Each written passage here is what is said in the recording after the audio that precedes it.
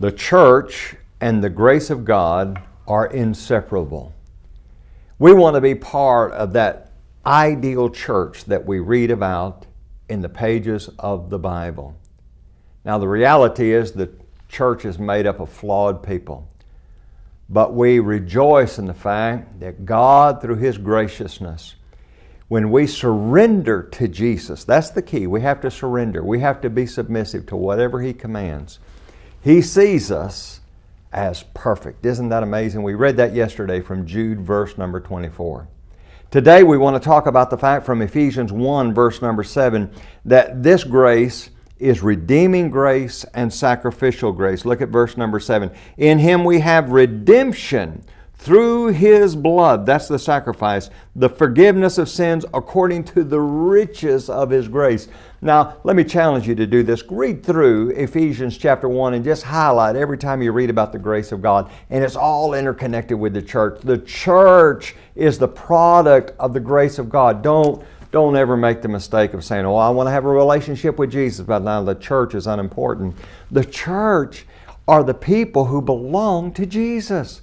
Now, you may be looking at man-made institutions and say, boy, they're all messed up. Or you may be looking at a group of people who are trying to be the church which belongs to Jesus, and they're flawed.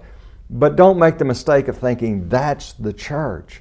The church, God has an ideal within the pages of the Bible, and our quest is to be about that. And that church is enjoying the redemptive grace of God and the sacrificial grace of God. In 2 Timothy chapter 2 and verse number 26, there Paul would write about people who have escaped or need to escape the snare of the devil. We were trapped in our sins and our lawlessness, and it was through God's redemptive act, His graciousness, that we're able to escape the snares of the devil. In the book of Revelation, Revelation chapter 5, there we have this beautiful scene from heaven. And in verse number 6, we see this idea about the sacrificial grace of God. There he says, and I looked, and behold, in the midst of the throne and of the four living creatures, and in the midst of the elders stood a lamb, as though it had been slain. As though it had been slain. That lamb is Jesus. Because of His sacrifice.